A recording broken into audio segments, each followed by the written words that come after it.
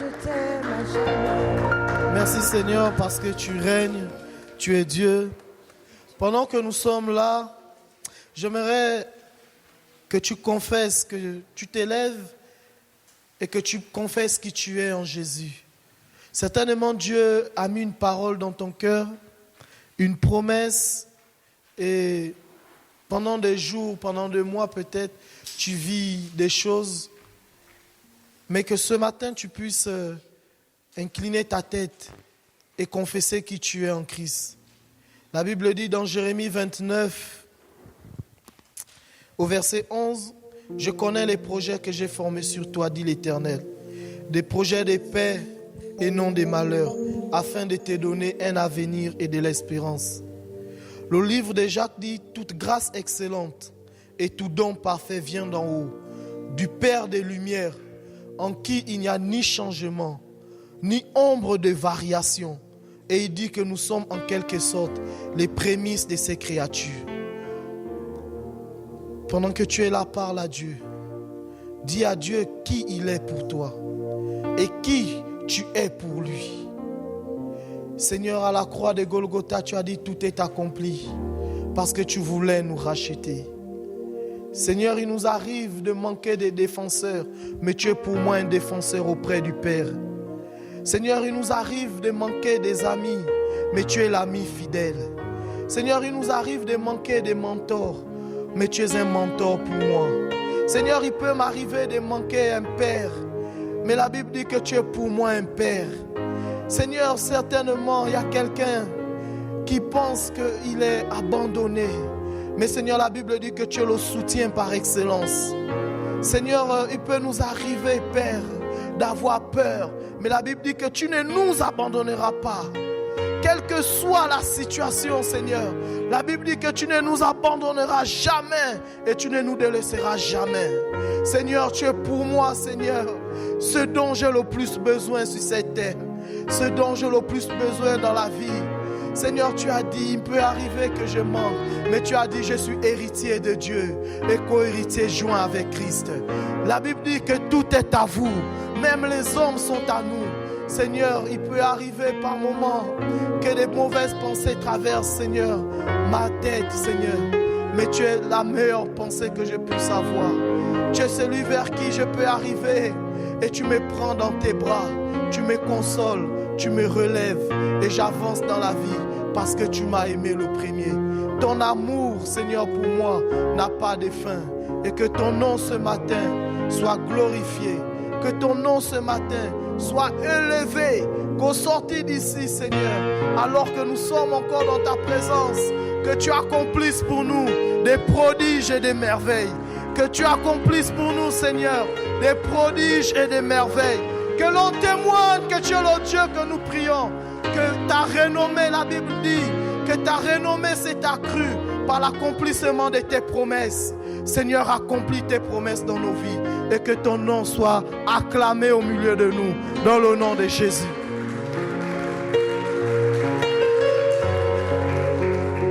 Amen. Je vais appeler Marien pour d'autres annonces.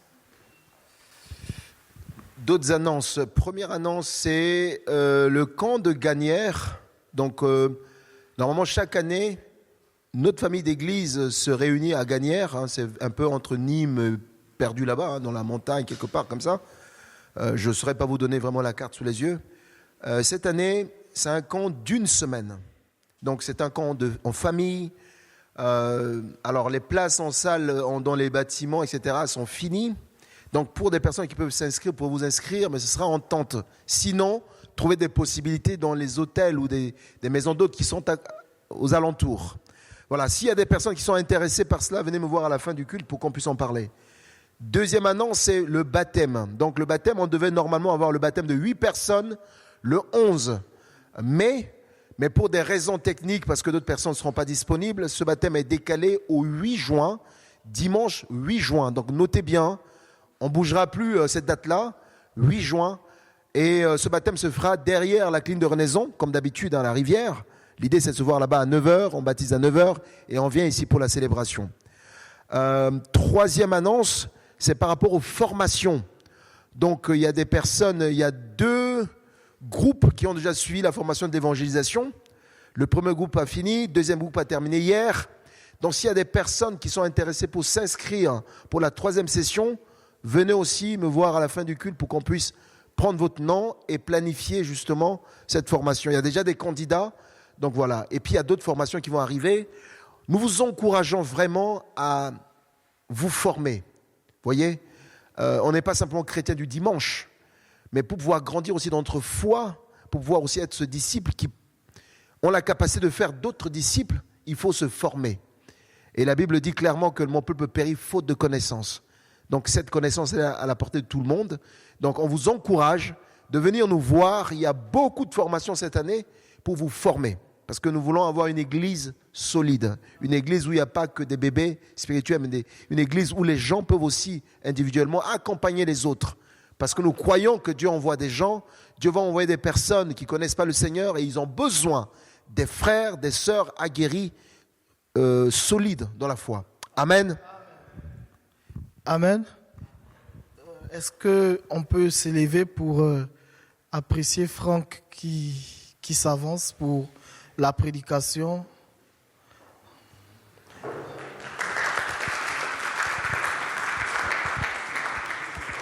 Seigneur, merci pour... Est-ce que chacun peut prier pour la parole? Seigneur, la Bible dit que ta parole est une lumière sur notre chemin, que ta parole éclaire les vies. Que ce matin, alors que Franck va nous partager, Seigneur, ton conseil, que ta parole nous apporte ce qu'elle doit nous apporter et qu'elle produise en nous, Seigneur, les résultats que tu t'es fixés, Seigneur. Et que chacun d'entre nous, Seigneur, que nos cœurs soient cette terre fertile qui reçoit cette parole et que cette parole germe dans nos vies et qu'elle produise les fruits. Au nom de Jésus. Amen. Amen. Merci, Père éternel. Je me remets entre tes mains, bien sûr. Que ferions-nous sans toi? Rien. On n'aurait même pas le souffle, Seigneur. On n'aurait même pas la vie, Seigneur. Vraiment, je te rends grâce. Je te prie, Seigneur. Ta parole dit... Réveille-toi, toi qui dors. Relève-toi du milieu des morts et ma lumière brillera sur toi. Seigneur, tous les jours, nous réveillons. Tu nous accordes cette grâce d'un jour nouveau. Tous les jours, pour ceux qui le peuvent, Seigneur, tu les lèves. Ils se lèvent, ils se mettent sur leurs jambes et ils vont travailler, Seigneur. Seigneur, je te prie vraiment comme il a été dit, de former un peuple, de nous sortir de l'esclavage qui nous retient. Si nous nous réveillons et si nous nous levons le matin, alors Seigneur, que ce soit pour toi, que ce soit pour que nous puissions entrer dans quelque chose de nouveau, dans quelque chose que tu as préparé pour chacun de nous, pour chacune de nos vies, que nous puissions entrer dans la promesse. Je te prie, Père, que ton Saint-Esprit nous vienne en aide. Amen.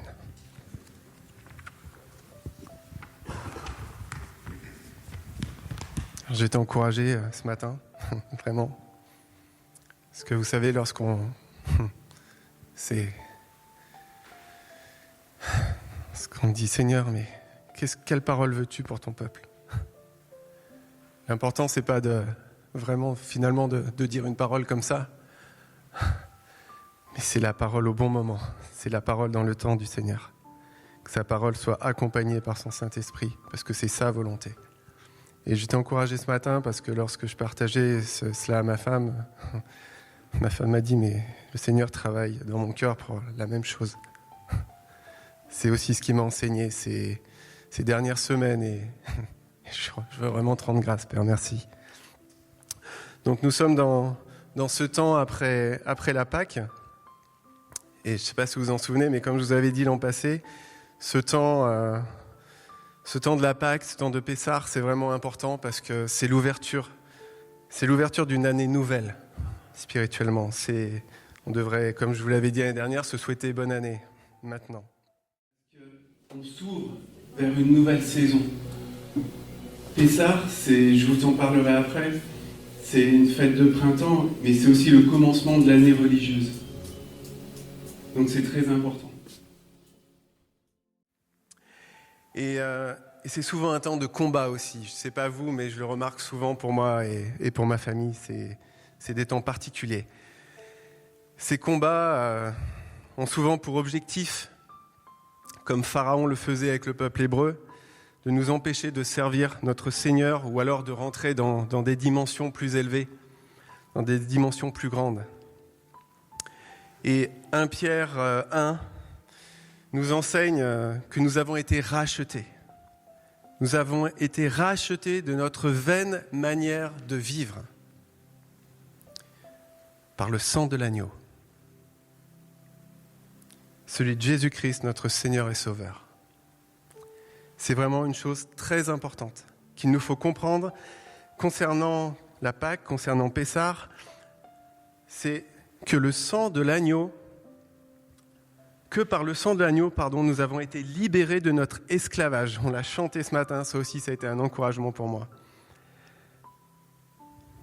Ce qui nous limitait, ce qui nous retenait en Égypte, le sang de l'agneau a comme tracé une nouvelle voie pour nous faire sortir de là.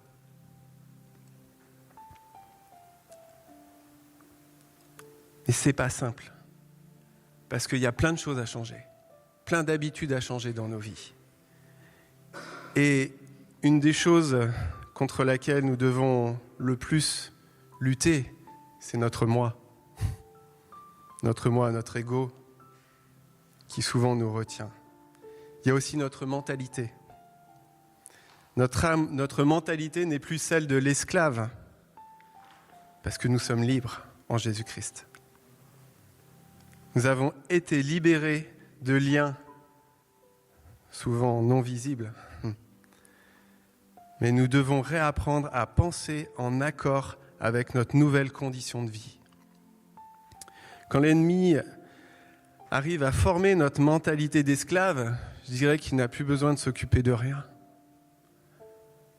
Il a mis dans notre façon d'être, dans notre mentalité, de vivre comme avant, de vivre à la manière d'avant. Et alors nous tournons en rond. Nous tournons en rond, il n'a pas besoin de mettre des gardes autour de nous, il sait qu'on n'ira pas plus loin.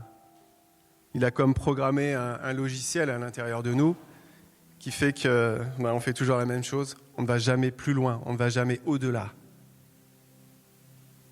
On a parlé de la peur, je ne veux plus être esclave de la peur, et la peur est aussi, et pour souvent cette limite-là, qui nous empêche d'aller au-delà. C'est une prison invisible. Pourtant, en Christ, nous sommes libérés. La voie a été ouverte par le sang de l'agneau. Et nous avons besoin d'être éduqués, d'être rééduqués à nouveau, de redevenir enseignables peut-être. Parce qu'il y avait beaucoup de colère, beaucoup de rébellion au-dedans de nous. D'accepter vraiment à nouveau dans notre cœur de recevoir la parole de Dieu et de marcher, de se lever. Comme je vous l'avais dit la dernière fois, c'est la parole de Dieu, c'est la Torah qui transforme l'être intérieur. C'est pour cela que vivre en nouveauté de vie prend du temps. Quand nous sortons d'Égypte, il nous faut apprendre à vivre en suivant la nuée. C'est une formation. Nous apprenons aussi, par la manne, par exemple, à mettre notre confiance en lui, à nous dire « Seigneur, tu t'occupes de tout. C'est toi qui... Tout ce que nous avons, c'est ce dont tu nous as bénis. On ne se vante de rien. On est dépendant de toi, dépendant de ta vie, de celui qui est la vie éternelle. » C'est un temps durant lequel l'esclavage, avec L'esclavage fait des marques. C'est un temps vraiment où cette sortie d'Égypte, c'est un temps où des fois nous regardons nos marques, les marques de fouet peut-être sur notre corps, les marques dans notre âme qui crient. Ça prend du temps d'être petit à petit transformé, d'être petit à petit guéri, que nos plaies soient pansées, pour que nous puissions entrer vraiment dans cette existence, d'être fils de Dieu. Dans cette existence, d'être véritablement un tabernacle vivant pour le servir. Si l'Éternel a libéré son peuple de Pharaon, c'est pour que ce peuple puisse le servir librement, en nouveauté de vie, détaché des liens de son ancienne manière de vivre. Alors nous allons voir aujourd'hui un seul mot qui est très important pour qu'une fois sortis d'Égypte par le sang de l'agneau, nous ne revenions pas en arrière. Ce mot, c'est l'intégrité, c'est être intègre. Alors il y a plusieurs mots, comme vous savez, à chaque fois, bien souvent je vais dans l'hébreu pour voir. Alors il y a plusieurs mots dans l'hébreu qui nous parlent de l'intégrité, mais on ne peut pas tous les voir, c'est pas possible. Donc je vais vous en parler que d'un seul. Et ce mot, c'est tamim. Tamim, donc pour ceux qui prennent des notes, ce mot signifie complet, entier. Il signifie sain, donc S-A-I-N, donc quelqu'un qui n'est pas malade. Et il signifie solide aussi. Il signifie également ce qui est complet et entièrement en accord avec la vérité et les faits. Donc entièrement, la personne intègre, c'est une personne qui est entièrement en accord avec la vérité et les faits.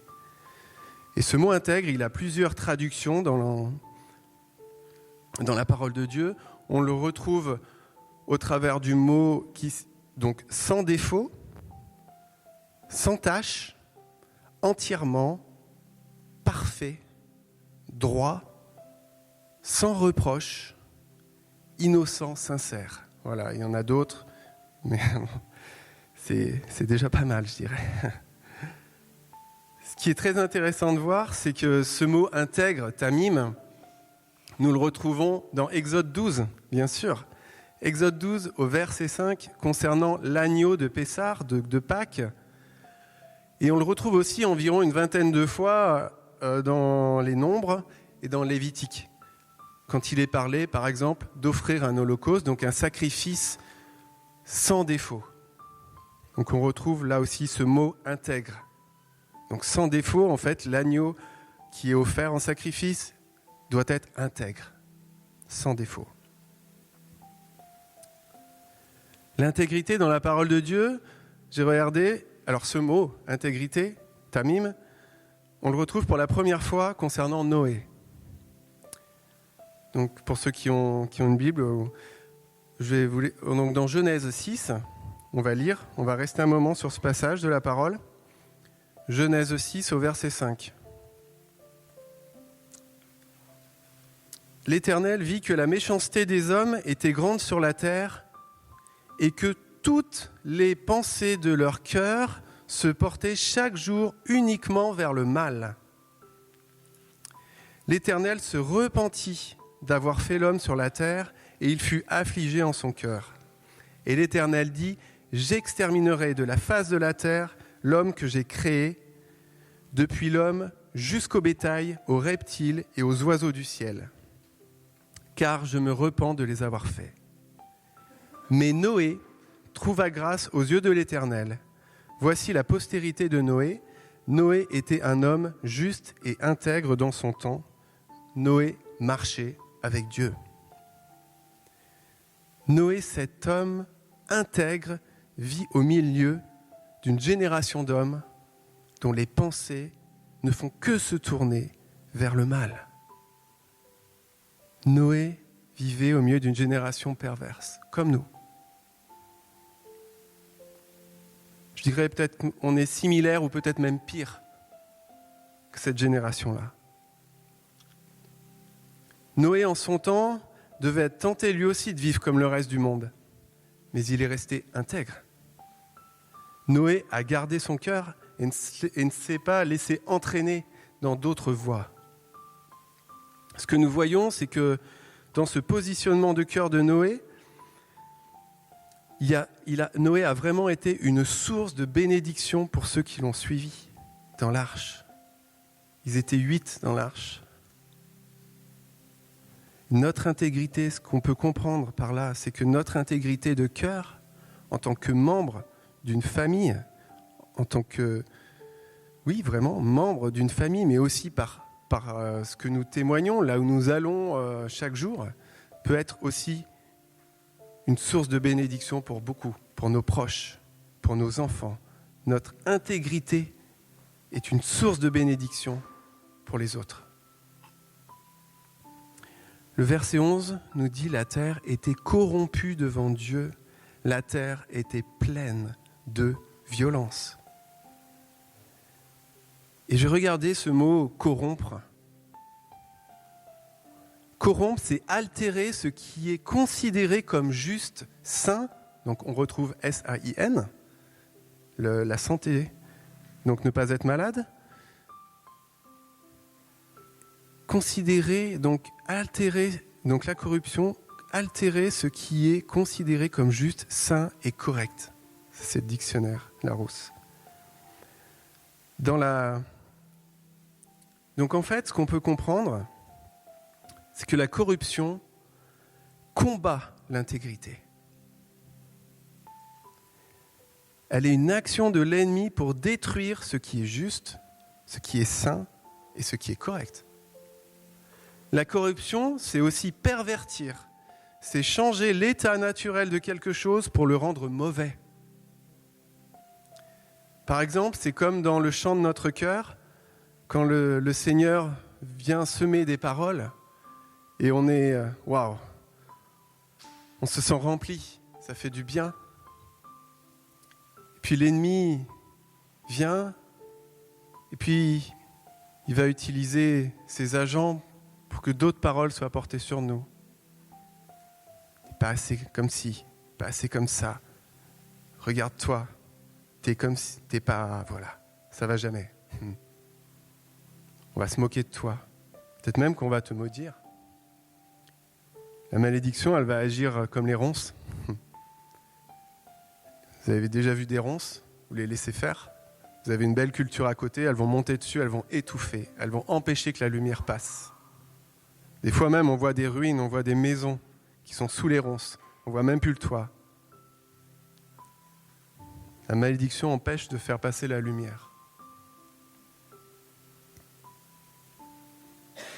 L'ennemi va essayer d'atteindre la personne qui marche sur le chemin intègre pour la faire changer de voie, afin qu'elle aille sur le chemin de la corruption. Il va essayer de la tenter. Il va essayer de la maudire. La corruption est complètement, en fait, en lien avec la destruction dans sa définition même. Donc, en fait, la corruption nous entraîne directement au pourrissement et à la mort.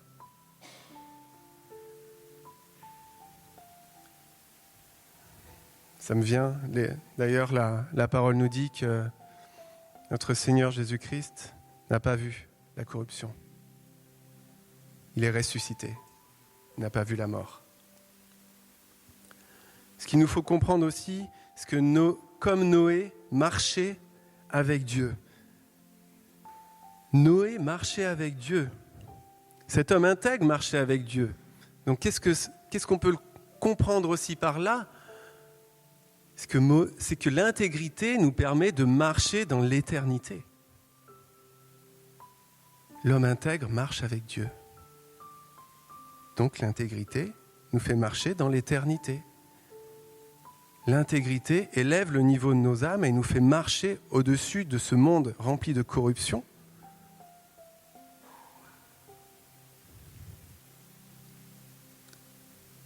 Notre ennemi, il voulait s'élever au-dessus même de Dieu. À cause de son orgueil, je peux vous dire qu'il ne supporte pas l'intégrité des hommes. Parce que l'intégrité élève l'homme. Donc il veut toujours le rabaisser par la corruption. C'est pour cela que la voie intègre est combattue. Notre ennemi était Lucifer. Il est Lucifer. Enfin non, il n'est plus. Il est Satan maintenant. Il était Lucifer, c'est-à-dire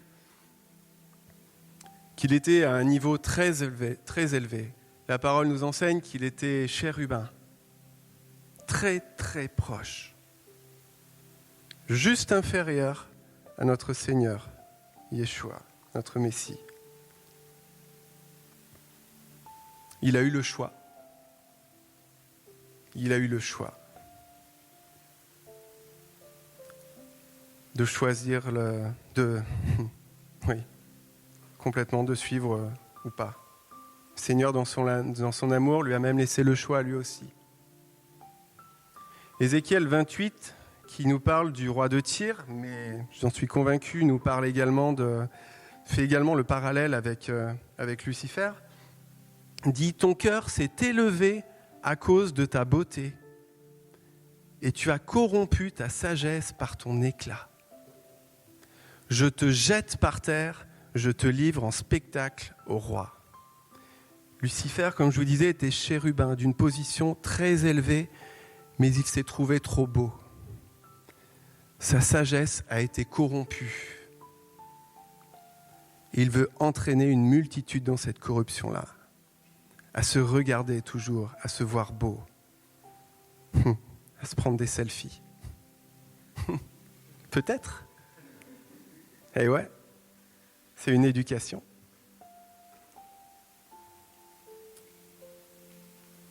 Ça a élevé son orgueil et il a été précipité vers le bas. Que chacun de nous se garde de vouloir s'élever au-dessus des autres, de suivre ce chemin-là, de se croire trop beau, car l'Éternel a fait tomber Lucifer à cause de ça. Si nous essayons de nous maintenir dans l'intégrité, nous serons forcément combattus, comme je vous l'ai dit. Je vais reprendre les différentes traductions du mot « intègre » pour vous dire ce que l'ennemi va essayer de faire. Parce que tu es droit, on va dire de toi que tu es une personne malhonnête, ou alors tu vas être tenté de le devenir. Innocent, on va chercher à t'accuser par des fausses déclarations. Sincère, on te dira hypocrite. Saint de corps, l'ennemi de ce monde va vouloir te rendre malade pour t'arrêter dans ta course, comme il a fait pour Job, un homme ô combien intègre. En Christ, sans tache et sans défaut, on va chercher à te salir ta réputation alors que tu n'es coupable de rien. Comme ton maître, comme l'agneau intègre, sans défaut. La deuxième fois qu'on rencontre ce mot tamim dans la parole, c'est là aussi concernant un homme ô combien intègre, puisqu'il s'agit d'Abraham. Donc nous allons continuer avec Genèse 17. Genèse 17 au verset 1.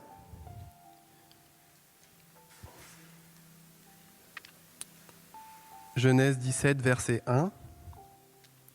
Lorsqu'Abraham fut âgé de 99 ans, l'Éternel apparut à Abraham et dit « Je suis le Dieu Tout-Puissant, et là encore, marche devant ma face, ou normalement c'est mes faces, et sois intègre.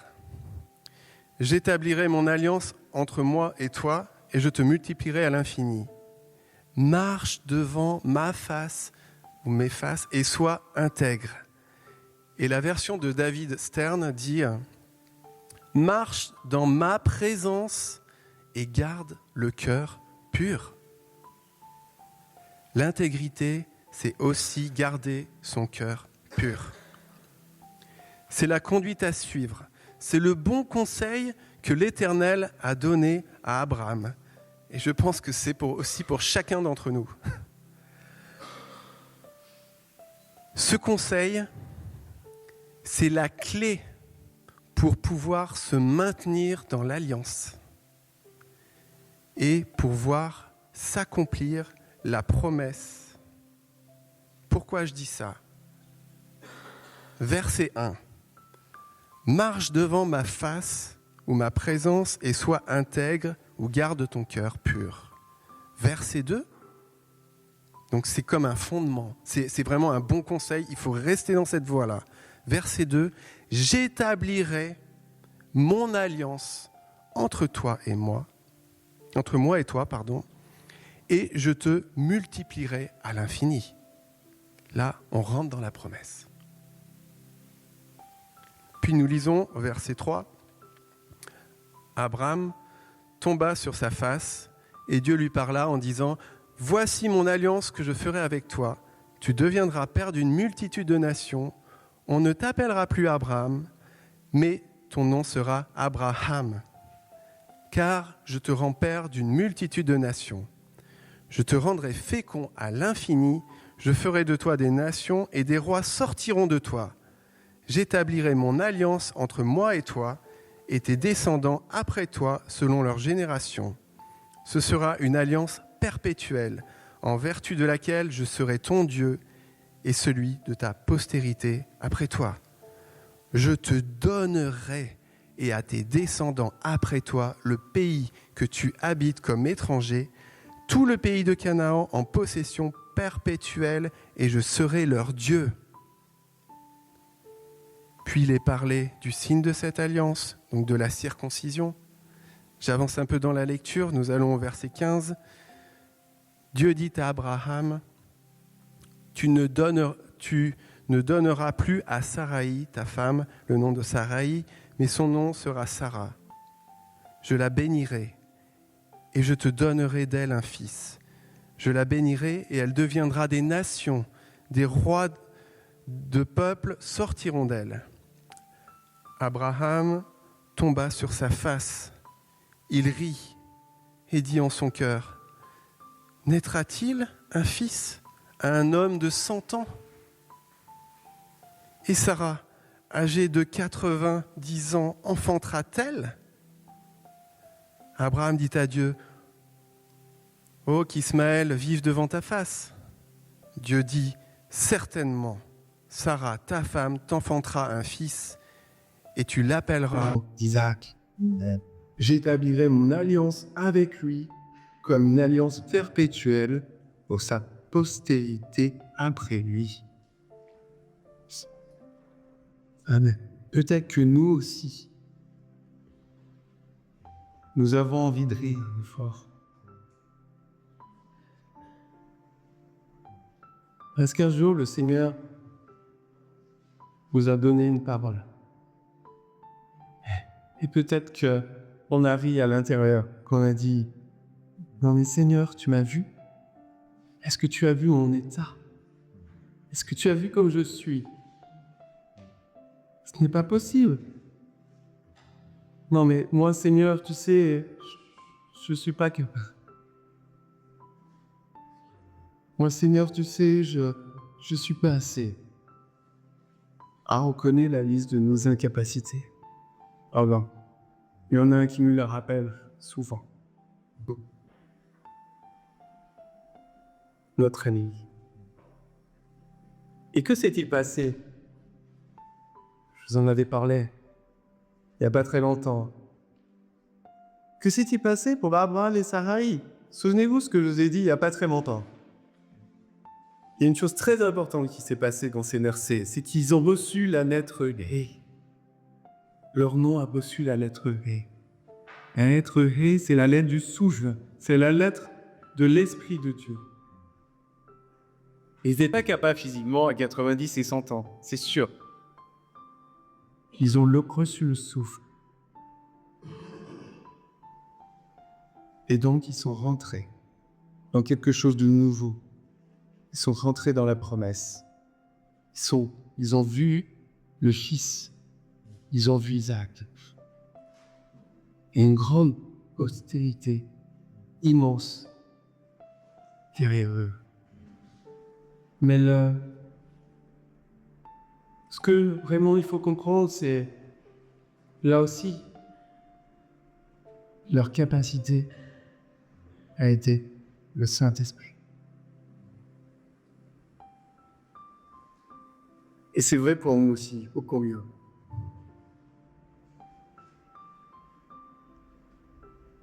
Nous acceptons de changer de mentalité, alors je peux vous dire que nous avons rentré pleinement dans la promesse, pleinement dans votre nouvelle identité, pleinement dans le fait d'être ce tabernacle qui s'est bâti avec le temps. Ça n'a pas été facile. Mais un jour, le tabernacle est là, et le tabernacle est là pour le servir. Amen. Bien sûr, nous ne sommes pas capables. Devant les hommes, il faudra avoir honte. On n'est pas capable. On a honte. Souvent, c'est une accusation. Mais où est le problème?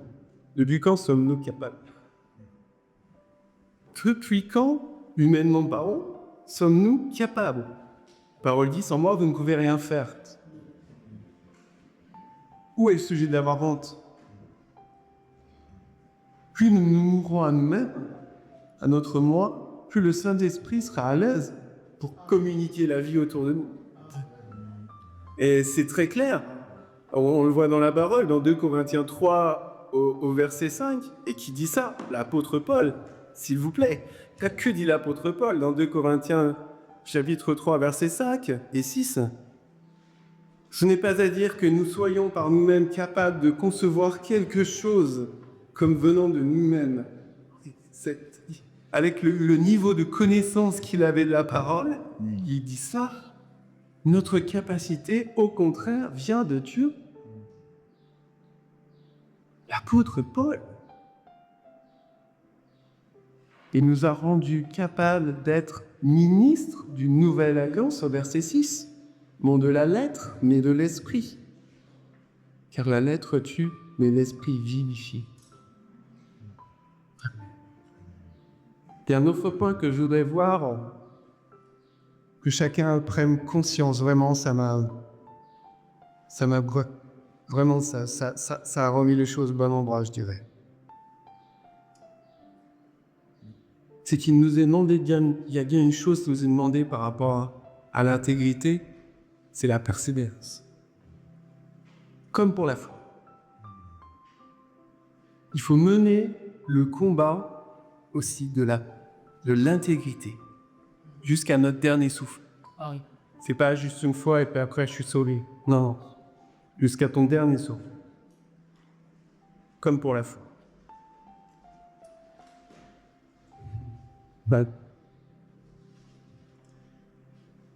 L'agneau a vaincu à la croix, il est ressuscité pour que nous soyons totalement libérés de tout ce dont la mort voulait nous retenir. C'est accompli. Notre part, si on a fait alliance, notre part dans l'alliance, c'est d'être intègre en suivant par son esprit, afin de rentrer dans ce qu'il a promis, dans ce qu'il a accompli, de ce qui est devant chacun de nous. Vraiment, j'insiste sur ce point. La parole nous enseigne de demeurer sans tâche jusqu'au jour de son retour. Pour que nous puissions avoir accès à la promesse du monde à venir, un monde où notre Messie régnera. Et puis j'irai celle-là.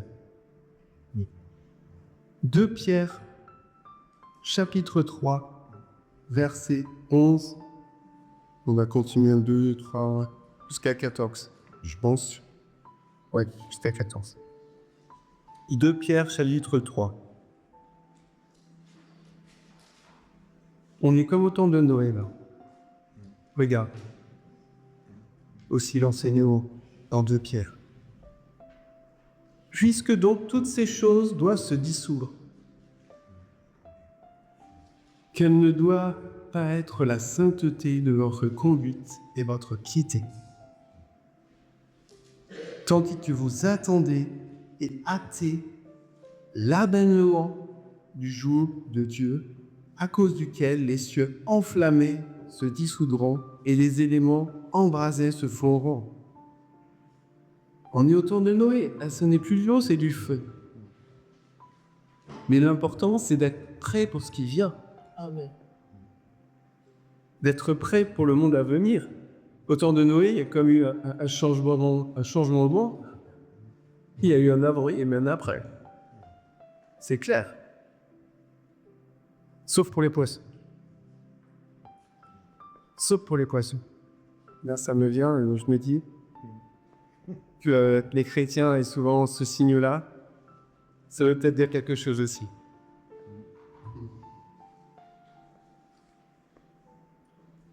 Verset 13. Mais nous attendons selon sa promesse. Donc là, il y a la promesse qui est là. De nouveaux cieux et une nouvelle terre où la justice habitera. On a parlé il y a pas très longtemps aussi. C'est pourquoi, bien-aimés, en attendant ces choses, appliquez-vous à être trouvés par lui sans tache et irrépréhensible dans la paix. Être sans tache et irrépréhensible, c'est être intègre. L'agneau sans tache, intègre, a tout accompli à la croix, et notre part est de nous maintenir dans l'alliance. En vivant, je dirais, en lui donnant tout notre cœur, en étant entier de cœur pour se garder intègre. Notre part dans l'alliance est alors de nous appliquer à être trouvés par lui, sans tache et irrépréhensible, comme le dit le verset 14, afin d'avoir accès à cette promesse de nouveaux cieux et d'une nouvelle terre. Mais aussi comme Noé, c'est ma prière pour chacun de nous, que chacun soit intègre, afin que de nombreuses personnes nous suivent et soient bénies, puissent rentrer dans cette arche qui est la parole.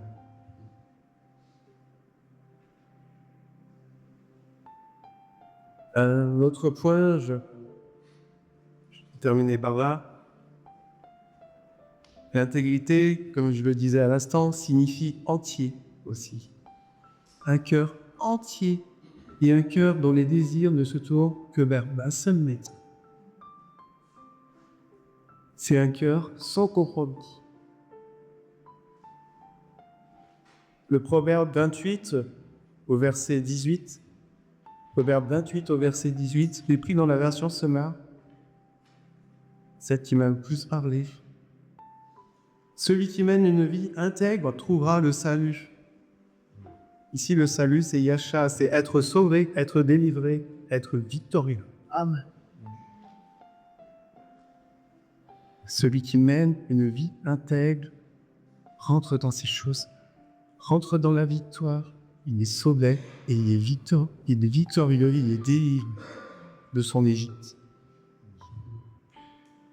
Et le verset continue en disant « Mais l'homme corrompu, qui fuit deux chemins à la fois, tombera dans l'un ou dans l'autre. »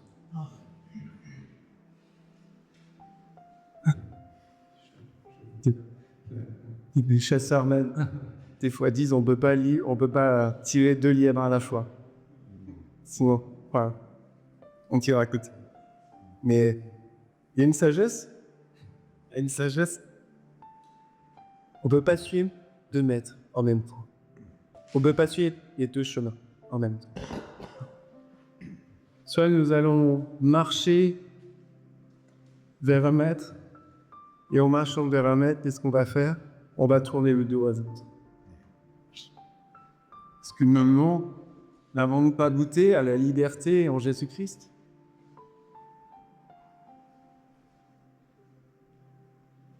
N'avons-nous pas ce désir plus fort dans le cœur de le suivre, quoi qu'il en soit? Est-ce que nous souhaitons vraiment tourner le dos au Seigneur après tout ce qu'il a accompli par amour pour nous?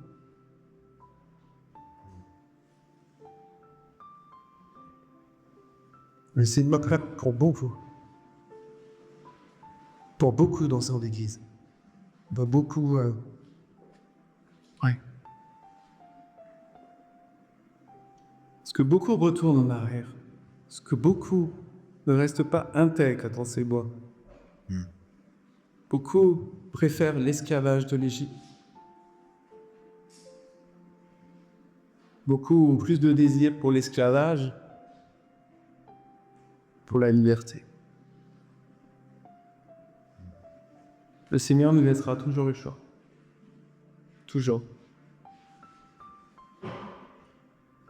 Le Seigneur, il a le regard sur chacun de nous, sur chacun de nos cœurs. C'est là qu'il regarde. Alors soyons encouragés parce qu'il ne nous a pas laissés seuls. Il a mis en nous son Saint-Esprit pour nous guider comme l'animé, pour nous relever, pour nous encourager, nous enseigner, nous capaciter, nous élever au-dessus de la corruption, même si ce monde en est rempli, afin que nous soyons préparés à ce qui vient. Et juste quelques derniers mots, vraiment pour que vous saisissiez aussi l'importance de l'intégrité et de la préparation, du maintien.